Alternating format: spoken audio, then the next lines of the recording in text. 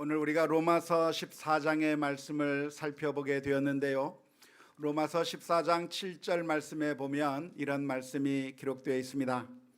우리 중에 누구든지 자기를 위하여 사는 자가 없고 자기를 위하여 죽는 자가 없도다.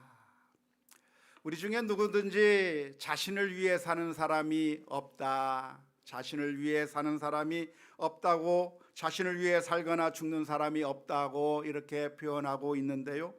그러면 누구를 위해 산다고 하는 말입니까? 누구를 위해서 죽는다고 하는 말입니까? 로마서 14장 8절 말씀에 보면 바로 다음 절에 보면 이렇게 기록되어 있습니다. 우리가 살아도 주를 위하여 살고 죽어도 주를 위하여 죽나니 그러므로 사나 죽으나 우리가 주의 것이로다. 지금 이 로마서에 표현되어 있는 이 표현을 가만히 생각해 보면서 여기서 말하고 있는 우리가 누구를 지칭하는 말일까요? 우리는 우리 자신을 위해 사는 게 아니라, 우리 자신을 위해서 살고 죽는 게 아니라 주를 위해서 살고 죽는다라고 표현하고 있는데, 여기서 말하고 있는 우리는 누구를 가리키는 말일까요? 바울 사도와 그리고 바울 사도와 함께 동역하고 있는 그 동역자들을 가리켜서 하고 있는 말일까요? 아니면 이 편지를 받아들고 있는 로마 교회 교인들을 다 포함해서 우리들, 그러니까 바울 사도와 바울 사도의 동역자들과 그리고 이 편지를 받아 읽고 있는 로마 교회 성도들 모두가 다 자기 자신을 위해 사는 것이 아니라 하나님을 위해 살고 주를 위해 산다고 하는 그런 의미일까요? 아니면 더 나아가서 로마 교회뿐만이 아니라 우리 인간 전체가, 우리 인간이란 누군가, 우리들은 우리 자신을 위해 사는 사람 살지 않고 주를 위해 산다고 하는 말일까요? 1번이겠습니까? 2번이겠습니까? 3번이겠습니까? 우리말 번역으로만 본다고 한다면 아마도 이 세상 모든 사람들을 포함하는 것이 아닐 거라고 생각이 듭니다. 왜냐하면 주를 위해 사는 사람은 그야말로 극소수의 사람에 불과할 거라고 생각되기 때문에 그렇습니다. 사람들은 대부분 누구를 위해서 사나요? 자신을 위해 사는 거죠. 세상 모든 사람들이 누구를 위해서 사는가? 자기 자신을 위해서 삽니다. 이기적인 목적을 가지고 삽니다. 나를 위해서 살고 있는 게 모든 사람들의 모습이기 때문에 여기서 말하는 우리는 세상 사람 모두를 말하는 것이 아니라 아주 소수의 아주 헌신적인 몇몇 사람들을 가리키는 게 아닐까 생각하기가 쉽습니다. 실제로 우리 주변에 보면 수많은 사람들이 자신은 이기적인 삶을 살고 싶지 않다고 말하지만 사실은 이기적인 모습을 가지고 있는 것이 너무나도 뻔하게 드러나잖아요. 정치인들을 보면 아주 잘 드러납니다. 나라를 위해서 일하겠다고 출사표를 던지는데 알고 보면 나라를 위한 것이 아니라 순 자기 자신을 위해서 일하고 있는 모습을 너무나도 많이 목격해 왔습니다. 그저 나라를 위한다, 대의를 위한다, 공의를 위한다고 말하는 것은 그저 구호에 불과하고 명분에 불과할 뿐, 사람들은 다 어떤 사람들인가? 철저하게 이기적이어서 자기 자신을 위해서만 사는 모습들을 우리가 너무나도 많이 보아왔던 것이죠. 뿐만 아니라 심지어 주를 위해서 일하겠다고 말하는 사람들조차도 말로는 주를 위해서 일한다고 말하는데 알고 보면 주를 위해서 일하는 것이 아니라 자기 자신을 위해서 일하는 경우를 너무나도 많이 목격해 왔습니다. 성도들 가운데, 아니 목회자들 가운데 선교사들마저도 주를 위해 위해서 일한다고 말하고, 주를 위해서 헌신한다고 말하고, 나 자신을 위해서 일하지 않는다고 말은 번지르르하게 이야기하고 있는데, 알고 보면 사실은 자신의 명예가 실추되거나 자신의 삶과 관련이 없거나 하면 이내 그 열정들이 사라지는 모습들을 보면서 사람들의 속마음을 알아채게 되어서 너무나도 낙심하게 되는 경우가 많이 있습니다. 따라서 오늘 로마서 14장에서 말하기를, 우리들은 아무도 자기 자신을 위해서 사는 사람이 없고 우리는 모두 다 주를 위해서 살고 주를 위해서 죽는다고 하는 이 말은 모든 사람들을 가리키는 것이 아니라 바울 사도나 몇몇 소수의 사람들을 가리키는 것이 아닐까 생각하기가 쉽습니다. 우리말 번역이 그렇게 되어 있기 때문에 그렇습니다. 하지만 이 본문의 말씀을 우리가 가만히 살펴보면 이 말씀은 우리 모두가 다 그렇게 하고 있다고 하는 현재의 상태를 묘사하는 말씀이라기보다는 우리 모두가 마땅히 어떠한 삶을 살아야 하는가 당위를 설명한 말씀이라고 보는 것이 맞을 겁니다. 우리 모두가 다 자기 자신을 위해서 사는 것이 아니라 주를 위해서 살고 있다고 이야기하는 것이 아니라, 우리가 누군가 우리 자신을 위해서 살아야 하지 않고 우리는 누군가 주를 위해서 살아야 될 사람이다, 우리는 마땅히 주를 위해서 살고 주를 위해서 죽어야 한다고 하는 당위성을 이야기하기 위해서 이 말씀을 해주고 있는 것이라고 이해하는 것이 옳을 겁니다. 왜 우리는 우리 자신을 위해서 살지 말고 주를 위해서 살아야 할까요? 왜 우리는 주님을 위해서 살아야 합니까? 그것을 다시 한번 로마서 14장 8절 말씀을 보면 알 수 있습니다. 우리가 살아도 주를 위하여 살고 죽어도 주를 위하여 죽나니, 그러므로 사나 죽으나 우리가 주의 것이로다. 우리가 주를 위해서 살아야 될 이유가 뭐예요? 우리가 누구의 것이에요? 주님의 것이기 때문에. 우리가 누구예요? 주님에게 속한 사람들이기 때문에. 더 정확하게 말하자면 주님은 우리의 주인이시고 우리가 주님의 종들이기 때문에, 우리는 주님의 종이기 때문에 주님을 위해서, 주님께서 시키는 대로, 주님께서 명령하는 대로 주를 위해서 살고 주를 위해서 죽어야 한다고 하는 것입니다. 우리가 만일 종이라고 한다면 누구의 뜻을 듣고 누구의 뜻을 따라서 행해야 할까요? 주인의 말을 들어야 하는 것이죠. 종은 당연히 주인의 말을 듣는 것이 옳습니다.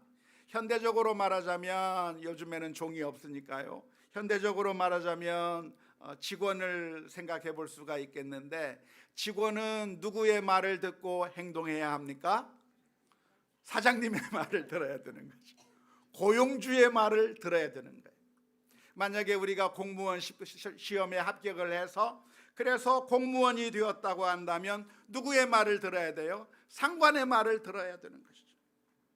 군인은 누구의 말을 들어야 됩니까? 상관의 말을 들어야 되는 것이죠. 상관의 지시와 명령을 따라야 될 의무가 군인에게 있는 것이죠. 옛날 왕과 신하가 있을 때 신하는 누구의 지시와 누구의 명령을 들어야 됩니까? 왕의 명령을 들어야 하는 것입니다. 그런데 우리가 누군가? 우리가 주님의 종이라는 거예요.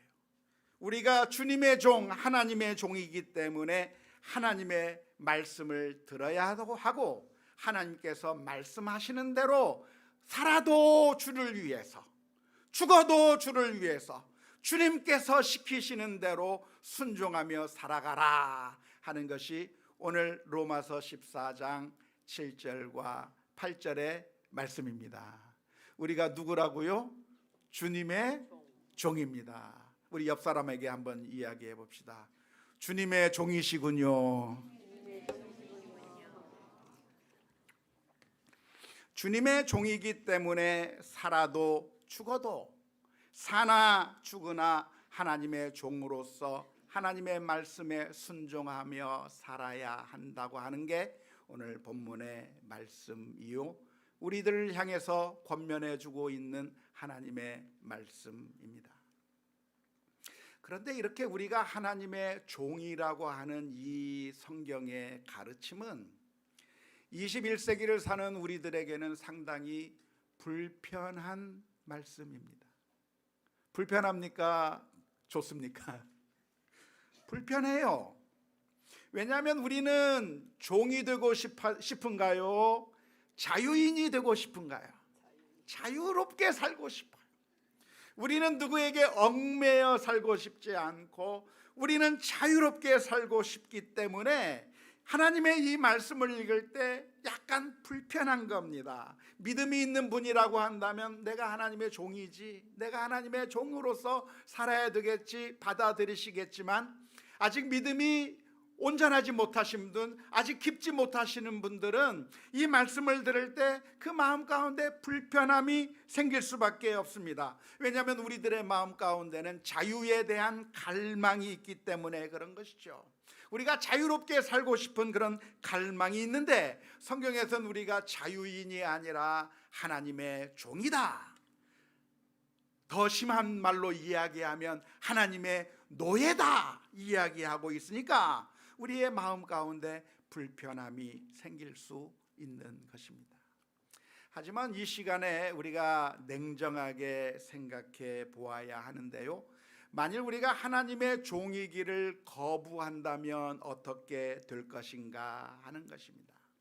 내가 종이 되는 것이 싫어서, 하나님의 종으로 사는 것이 너무나도 싫어서 하나님으로부터 독립을 선언하고 하나님으로부터 자유를 우리가 선언하게 된다고 한다면, 그러면 그 순간에 우리가 자유롭게 되는 것이 아니라 사실은 하나님에게서부터 자유로워지는 그 순간 우리는 사탄의 종이 되어버리게 된다고 하는 점을 기억해야 할 겁니다. 왜냐하면 우리 인간이라고 하는 존재는 어차피 누군가를 예배하게 되어 있습니다. 모든 사람들은 다 예배할 대상이 있는 것이고 그 예배하면서 살게 되어 있습니다. 그 대상이 하나님이냐, 하나님이 아닌 우상이냐, 하나님이냐, 이 세상에 썩어질 것이냐, 사탄이냐를 그런 차이가 있는 것이지, 어차피 우리는 누군가를 예배하면서 살아야만 하는 존재이고, 우리가 자유롭게 되는 것이 아니라 우리는 하나님의 종이냐 아니면 사탄의 종이냐, 둘 중에 하나를 선택하게 되어 있는 것이지, 이도 저도 아니고 온전히 자유롭게 되는 경우가 결코 없다는 거예요. 어떤 문제가 있을 때 그 문제에 대해서 둘이 싸우고 있을 때 누구 편을 들 수 있습니까? 이 사람 편을 들 수 있습니까? 이 사람 편을 들 수 있습니까? 중립을 지키겠습니까? 중립을 지키면 중립이 되나요? 아니요. 중립을 지키면 중립이 되는 것이 아니라 그 중립은 나쁜 사람 편에 서는 것과 똑같아요. 좋은 사람과 나쁜 사람이 있을 때 좋은 사람 편에 서지 않으면 그 사람, 이 사람 편도 아니고 이 사람 편도 아니고 내가 중립이라고 선언하는 그 순간 우리는 악한 자의 편에 서 있는 것과 똑같은 결과를 가져오는 것과 마찬가지로 우리들의 인생이라고 하는 것이 중립적일 수가 없는 겁니다. 이 편이든지 저 편이든지 둘 중에 하나를 선택하게 되어 있는 것이지, 우리가 완전히 자유롭고 완전히 중립적이고 하나님도 사탄도 필요 없는 그 중립의 상태, 아주 자유로운 상태를 찾아볼 수가 없다고 하는 것을 우리가 냉정하게 생각해 보아야 합니다. 마치 물고기에 비유할 수 있을 건데요, 물고기의 그림을 한번 보시면 이 물고기가 물속에 살고 있습니다. 그런데 이 물고기가 어느 날 생각을 합니다. 내가 이 물속에서 물의 지배를 받으며 물의 제약 속에서 사는 것이 너무나도 힘들다. 내가 이렇게 물속에서 갇혀 살 것이 아니라 자유를 얻고 싶다 해서 물속에서 튀어 나가면 어떻게 돼요? 죽어요. 우리는 물의 지배를 받든지 아니면 물이 없는 공기의 지배를 받든지 둘 중에 하나를 선택할 수 있는 것이지, 물의 지배도 없고 공기의 지배도 없는 완전히 자유로운 공간을 찾는 것은 불가능하다고 하는 것을 우리가 기억해야 할 것입니다. 이러한 점을 분명하게 보여주는 예수님의 비유가 바로 탕자의 비유입니다. 어느 날 둘째 아들은 아버지의 집에 있는 것이 싫었습니다. 성경에는 왜 그 둘째 아들이 아버지의 집을 떠나려고 했는가 구체적으로 설명하고 있지 않지만, 아마도 둘째 아들은 아버지의 잔소리가 싫었을 거예요. 나는 내 맘대로 살고 싶은데, 내가 하고 싶은 것 하고 싶은데 아버지가 이거 해라 이거 하지 마라, 이걸 해라 저걸 해라 하면서 아버지의 명령을 들어야만 하는 그 삶이 너무나도 싫었을 겁니다. 아버지의 잔소리가 싫었을 겁니다. 그래서 둘째 아들은 아버지의 유산을 미리 땡겨받아서 그래서 자유를 찾아 이 세상으로 나가게 된 것이죠. 아버지의 집에서 떠나게 되었습니다. 그래서 그 아버지의 집을 떠나게 되는 그 순간 둘째 아들은 자유를 얻었을까요? 물론 얻은 것 같았습니다. 이제는 더 이상 아버지의 잔소리를 들을 수가 없습니다. 이제는 내가 하고 싶은 대로 살면 됩니다. 잠자고 싶으면 자도 되고, 술 마시고 싶으면 술 마셔도 되고, 내가 하고 싶은 대로 마음대로 하면서 내가 원하는 대로 마음껏 살 수 있는 자유를 얻게 되었던 것이죠. 그런데 그 둘째 아들이 그래서 완전히 자유롭게 되었는가? 자유롭게 된 것이 아니라 그 사람의 마지막 결국이 어떻게 되었는가? 돼지 치는 사람에게로 들어가서 그 사람의 명령을 들으면서 돼지를 길러야만 하는 비참한 상태로 빠져버리게 된 것이죠. 아버지의 집에서 떠나온 것이 자유가 아니라 아버지의 그 잔소리로서부터 벗어난 것이 나에게 자유를 줄 줄 알았는데, 결국 그가 맞이하게 된 것은 자유가 아니라 더 큰 억압과 더 큰 고통 속으로 들어가게 되었을 때 이 둘째 아들이 그때서야 생각하는 겁니다. 아, 우리 아버지의 집에는 그 종들도 노예들도 풍요롭게 먹고 있는데 나는 여기서 추려 죽는구나. 아버지의 집에는 종들도 행복한데, 아버지의 집에는 종들도 풍성하게 먹는데, 나는 이 세상에서 아버지의 집을 떠나오니까 결국 비참하게 죽을 수밖에 없는 것이고, 또 이 돼지를 기르면서 돼지 주엽 열매를 먹으면서 고통 가운데 있을 수밖에 없다고 하는 것을 깨닫게 된 것이죠. 우리가 종종 착각하는 것이 무엇이냐면, 하나님을 떠나게 되면 우리가 자유로워질 수 있을 거라고 생각하는 것입니다. 하지만 우리가 자유로워지는 것이 아니라 하나님의 통치, 주님의 다스림을 거부하면 우리들은 곧 사탄의 종이 되어버리고 마는 것이죠.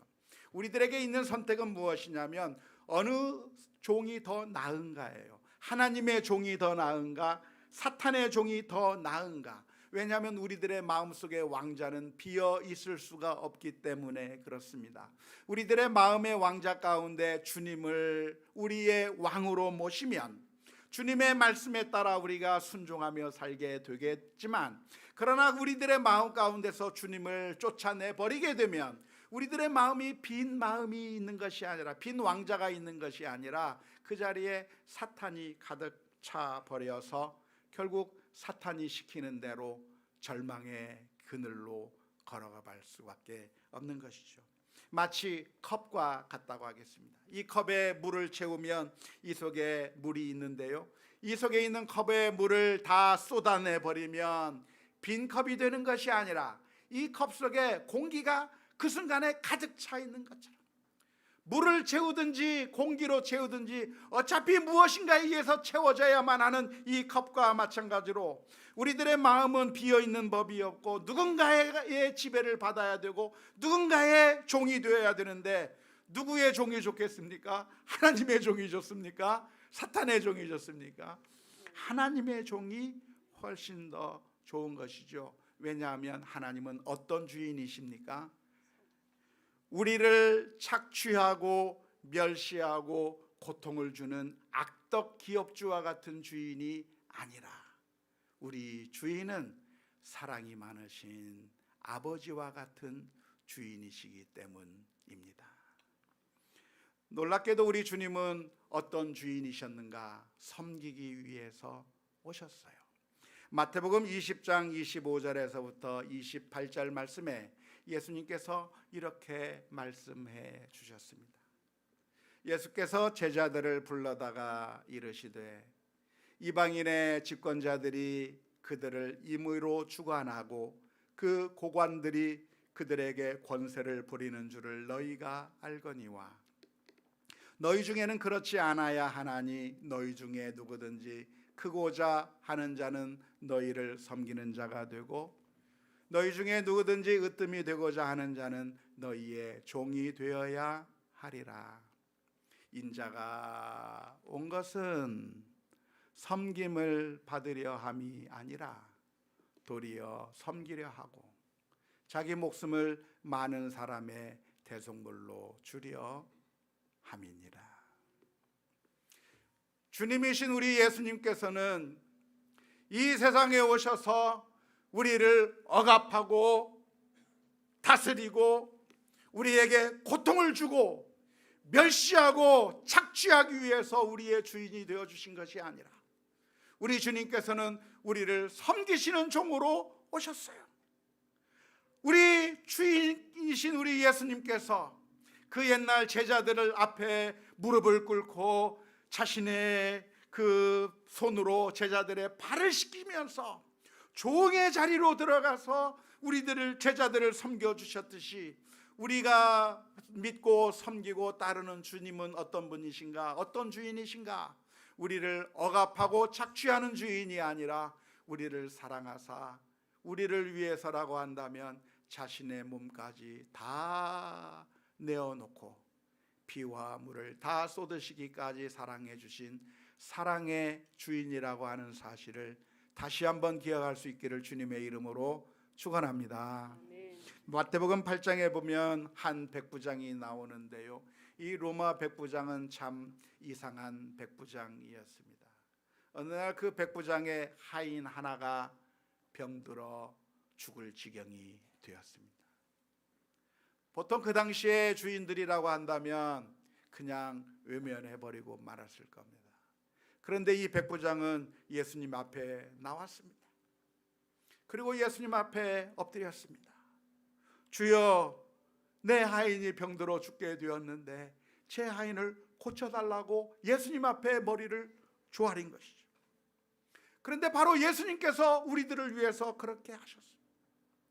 우리가 고통 가운데 있을 때, 우리에게 문제가 있을 때, 우리에게 아픔이 있을 때 우리 주님께서는 저 하늘 위에서 그냥 바라보시면서 그냥 혀를 끌끌 차면서 거참 안 됐네, 왜 저랬을까 하면서 마치 강 건너 불구경하듯이 가만히 계셨던 것이 아니라 저 높고 높은 보좌 위에서 낮고 천한 이 자리에 내려오시고 우리를 위해서 자신의 몸을 다 들이시고 십자가 위에서 피 흘려 주시기까지 사랑해 주신 놀라우신 은혜로우신 주님이시라고 하는 사실을 저와 여러분들이 기억하며 주님 앞에 나아가는 것이, 주님을 섬기는 것이, 그것이 복된 길이라고 하는 사실을 믿을 수 있기를 주님의 이름으로 축원합니다.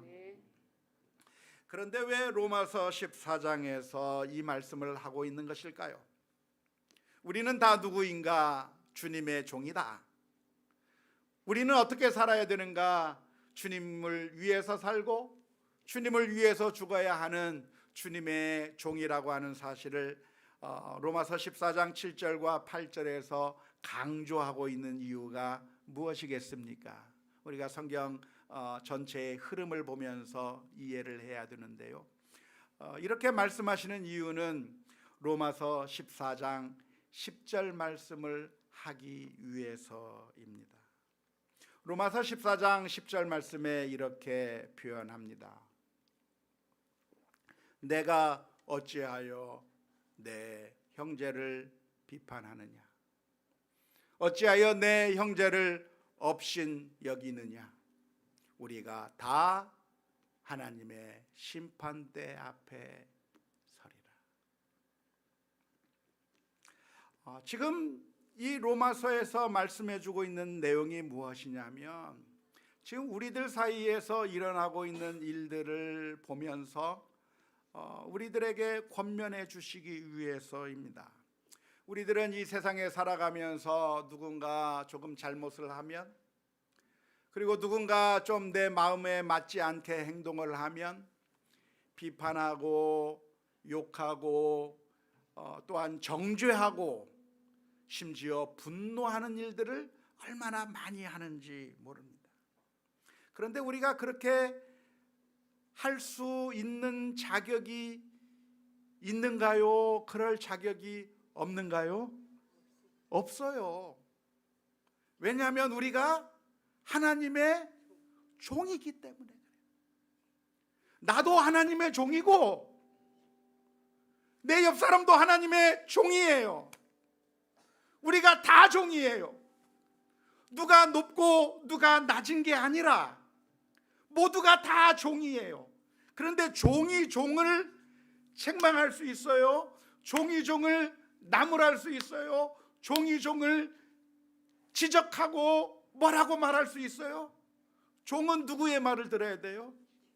주인의 말을 들어야 돼요. 지난번에 우리가 로마서 14장 4절 말씀을 살펴본 적이 있는데요. 로마서 14장 4절 말씀에서 이렇게 말씀해 주셨습니다. 남의 하인을 비판하는 너는 누구냐? 그가 서 있는 것이나 넘어지는 것이 누구에게 있음에? 자기 주인에게 있음에 그가 세움을 받으리니 이는 그를 세우시는 권능이 주께 있음이라. 누군가 잘못을 한다면 그 잘못을 누가 책망할 거예요? 주님께서 책망할 거예요. 누가 잘못하고 있다고 한다면 주님께서 그 문제를 다스릴 거예요. 우리들은 하나님의 종으로서, 동료 종들로서 우리가 그 누구에게 비난하거나 욕하거나 또한 화를 내거나 책망할 것이 아니라 우리는 겸손하게 우리 이웃들을 도와주고 또한 사랑해주고 또한 보듬어 주어야 할 텐데요. 만일 우리가 우리 동료들을 비난하고 또한 욕하거나 또한 정죄하거나 화를 낸다면 그러면 우리가 누구의 위치에 올라가는 것이라 할 수 있겠습니까? 하나님의 위치로 우리가 올라가는 것입니다. 내가 마치 하나님인 양, 내가 마치 그들의 주인인 양 우리가 정죄하고 비난하고 화를 내고 욕하게 되는 것이죠. 이것은 괜찮은 일이 아니라 하나님 앞에 교만의 죄를 짓는 것이고 하나님의 자리로 올라가려고 하는 그런 악한 일이 될 것입니다. 우리 모두는 누군가 서로 하나님의 종으로서 누가 더 높고 누가 더 낮은 사람이 없어요. 돈을 더 많이 버는 사람이 높은 사람이 아니고 어떤 직책을 맡은 사람이 더 높은 위치에 있는 사람이 아니고 우리는 우리 몸에 있는 여러 가지 지체들이 각각 그 역할이 다르듯이 눈은 눈의 역할, 코, 입, 귀, 손, 발 역할들이 다 다를 뿐이지 누가 누구보다 더 높고 누가 누구보다 더 낮고 말할 수 없고 우리는 서로 합력해서 서로 사랑하고 도와주어서 하나의 그 사역을 만들어 나가야 될 동료들이지 누가 누구를 향해서 비난하고 정죄하고 화를 낼 것이 아니다 이 말이에요.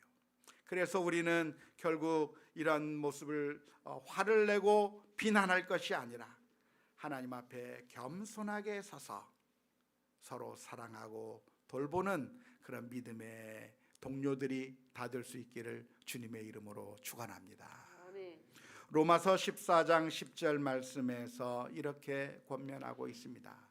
내가 어찌하여 내 형제를 비판하느냐, 어찌하여 내 형제를 업신 여기느냐, 우리가 다 하나님의 심판대 앞에 서리라.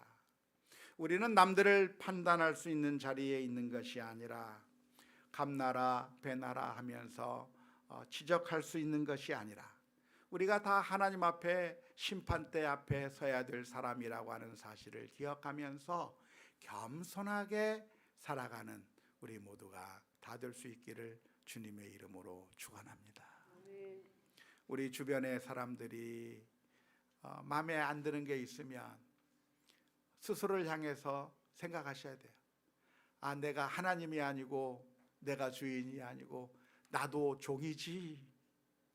따라서 해봅시다. 나도 종이지. 나도 종이지. 나도 하나님의 종이고 저 사람도 하나님의 종이고, 내가 누구를 판단하고 비난하고 욕할 대상이 아니라 서로 협력하며 사랑하며 하나님의 뜻을 따라서 사나 죽으나 주를 위해 살고 사나 죽으나 주님의 종이 되어서 믿음으로 살아가야 될 그 과제가 우리에게 있다고 하는 사실을 기억하면서 날마다 자기 자신을 죽이며 믿음으로 살아가는 우리 모두가 다 될 수 있기를 주님의 이름으로 축원합니다.